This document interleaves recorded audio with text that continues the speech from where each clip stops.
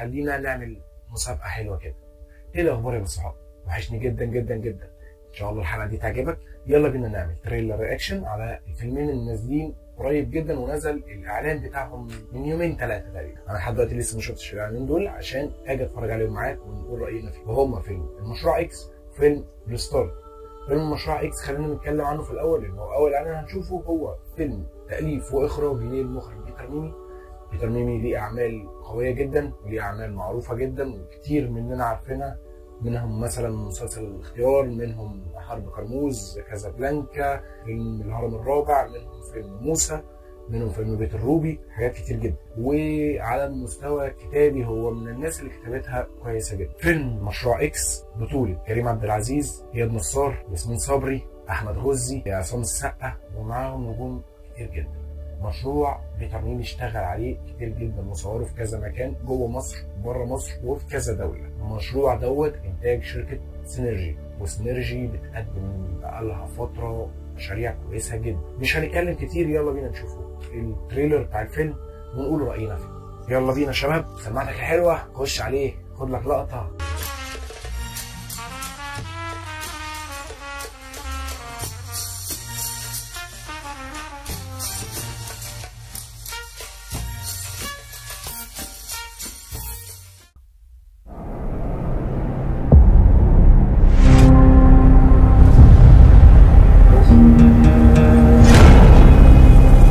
بصوا احنا لحد دلوقتي في كام فريم حلوين جدا. الكلوزن اللي داخل دوت مع الانفجار اللي حصل مره واحده، الشوط بتاع عجلات القطر ده حلو. يلا بينا نكمل. بس يوسف تفكر في ايه؟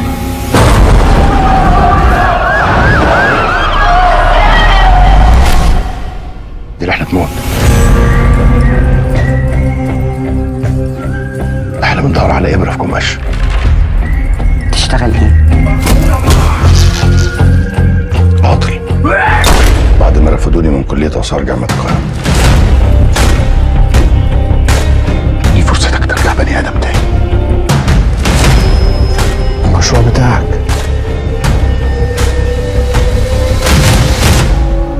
أنا عايز أوصل للغرفة السرية في الهرم الكبير. عايز اوصل للغرفه السريه في الهرم الكبير ده. بحب القصص ديت انا. ولحد دلوقتي على فكره في كادرات كويسه جدا، يعني هو على مستوى الكادرات خلينا متفقين بس ان اللي بيعمل الانتاج للتريلر مش هو اللي بيمنتج الفيلم. ده بيبقى شخص وده بيبقى شخص، وهنتكلم في الموضوع ده في حلقه منفصله لوحده. بس خلينا نقول ان هو كتريلر انا مشدود ان انا اعرف القصه. الكادرات حلوه حتى الان. يلا بينا نكمل. سيضرب الموت بجناحيه السمين كل من يعكر صفو الملك. فرس النهر سوف يفترس عظامه.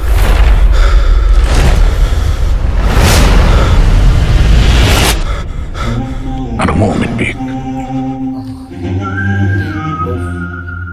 طيب واضح ان في ظهور هنا بضيف شرف لكذا حد، منهم ماجد الكدواني.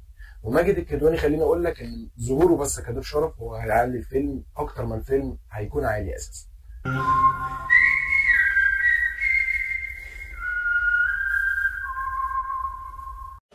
ايه ده؟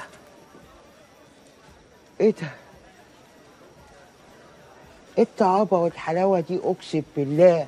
بس حاسس ان انا شفت لقطات شبه كده. وغلط ان انا ادي حكم مبدئي في البدايه كده، بس خليني اقول لك وانا بتفرج على التريلر معاك انا حاسس ان انا بتفرج على فيلم انشوت. هو فيلم اللي ما شافوش ممكن يروح يتفرج عليه، فيلم حلو جدا، بس انا حاسس بنفس الجو دوت. وكقصه هي قصه حلوه جدا، ان انت داخل تدور على حاجه سر من اسرار الهرم او سر او بتدور على كنز معين. هي حلوه جدا، في شوطات حلوه قوي، حركه الكاميرا في كام مشهد كده اتخطفت بسرعه كانت جميله جدا. من الاخر كده انا اتفرجت على التريلر دوت ان انا اعرف مين دول كممثلين، ان هو الكاركترات نفسها مين الكاركترات ديت، لان ده ما بانش ومش طبيعي ان هو مش ما يبانش، يعني مش سواء بان او ما بانش. هي في ناس بتبين دوت في الاعلان وفي ناس لا، بس هنا ما بانش مين الكاركترات ديت او ايه الموضوع نفسه ككل. هم شويه ناس بيدوروا على كنز معين او بيدوروا على سر معين وراه فلوس او كنز او مصلحه. ده اللي انا شفته حاليا. الفيلم انا متوقع له ان هو يبقى كويس جدا، واتمنى ان توقعي دوت هو اللي يتم. والفيلم ده يا صديقي هينزل يوم 21/5 في السينمات، وبما انه نازل بعد عيد ميلادي بكام يوم فخلينا نعمل مسابقه حلوه كده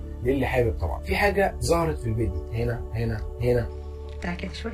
هنا ظهرت هي ايه وظهرت امتى؟ تقدر تقولي في الكومنتات. هنختار كومنت من الكومنتات ديت وبشكل عشوائي طبعا هعزمه ان هو يخش يتفرج معايا على الفيلم ونعمله حلقه نقول راينا فيها في الفيلم. مش هكون لوحدي، هيكون معايا الضيف اللي هيكون كسبان في المسابقات. واتمنى ان انتم تشاركوني اليوم دوت لان هيبقى بالنسبه لي يوم احتفال بعيد ميلادي وكده. خلينا نخش على فيلم ريستارت لتامر حسني. احنا هنشوف الاعلان دلوقتي مع بعضينا. الفيلم بطولة تامر حسني، هنا الزاهد، وده مش اول تعاون بينهم، اتعاونوا قبل كده في فيلم بحبك. هيكون تقريبا ده اول تعاون بين باسم سمرة وتامر حسني، محمد ثروت، ميمي جمال، عصام السقا. يلا بينا نشوف الاعلان نرجع نتكلم مع بعضينا شويه كمان. اجيب فلوس منين انا دلوقتي؟ ده في الزمن ده اي حد لو اشترى علبه سمنه بيحس انه كسر وديعه. انا الجوكر، انا بلقط المواهب اللي زيكم وبتفوضوني ادير حالي، والعادي بيكفر لي ان انا ارشدكم ومهد لكم الطريق للترند. احنا خدامين الترند بس محترم. وانتوا يا ابني تعرفوا الراجل ده عشان تثقوا فيه بالشكل ده؟ يلا بينا يا بنات نقضيها عبايات. طب الدولار يالا. دولارات 10,000 دولار. مضيت مع الجوكر. كان عندي تحفظ تحفظ يا رحمز.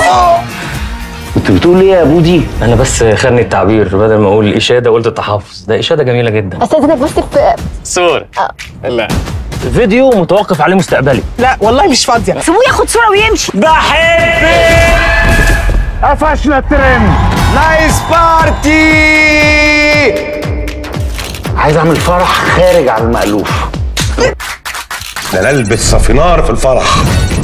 ترند طرش.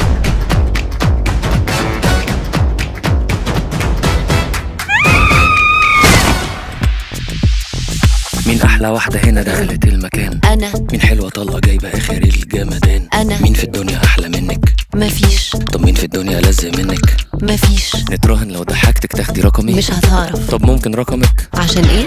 عشان خاطري. قومي ارقصي، البسي بكيني نط في البسين. ملعون ابو النت، انتوا اتحولتوا. العيله كلها ضاعت، عرفوا يخلوا النت زي الاكل والشرب والهوا. ناوي عليه يا محمد؟ يا عم ده بيشرب ولا ايه ده يا عم؟ اختصي. يعني ايه مفيش انترنت تاني؟ يعني ايه النت يقطع؟ ده حرام بيوت. انت لازم تموت. يا بنتي حد جاب سيره الانفصال دلوقتي؟ انا عايزه انفصل. تنفصل دلوقتي؟ عايزه انفصل دلوقتي. طلبتيها ونلتيها. انا ما اخونش اختك ابدا. كده اخون عادي. الحاجه دي ما تطلعش للغاليين، هتخليك في قوه 2000 حصان يا عريس. انت اتجنيت يا بودي. رجها الاول. ما تقلقش يا عم، اهو برجها اهو. جاي يا حبيبتي. ايه القرف ده يا جدعان؟ في ايه؟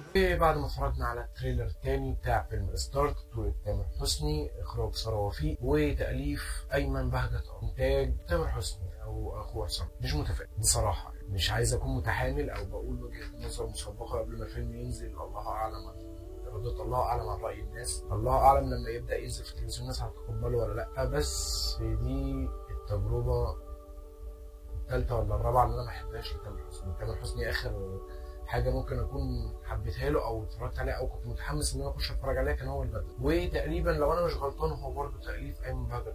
مش عايز اكون بسبق الاحداث، بس موضوع ان انت تعمل فيلم كامل عن الترند وبيعملوا فيديوهات وبيجيبوا فلوس وايه الصح وايه الغلط، ذوق شخصي بدون تجريح في اي حد والله. بس هو انا مش ميال ليها ومش حاسسها جديده ومش حاسس فيها اي ابداع كفكره. زائد ان وانا قاعد قدامك قبل ما الفيلم ينزل بقول لك ان هو هيبدا الموضوع، بعد كده هيتشد لنقطه الفلوس، بعد كده هيتنزل عن قيمه واخلاقه، بعد كده هيتسحب، بعد كده هيفوق، بعد كده في الاخر هيتجوزوا ويتصالحوا، بعد ما يبطلوا الموضوع ده كله كلنا هنبقى اصحاب وكلنا هنبقى حبايب والدنيا تبقى لذيذه وجميله وكله بيس. ده الفيلم. فالفيلم هو لسه ما نزلش وقد اجزم ان هي دي القصه مع كم استظراف مش طبيعي. هو في ايه؟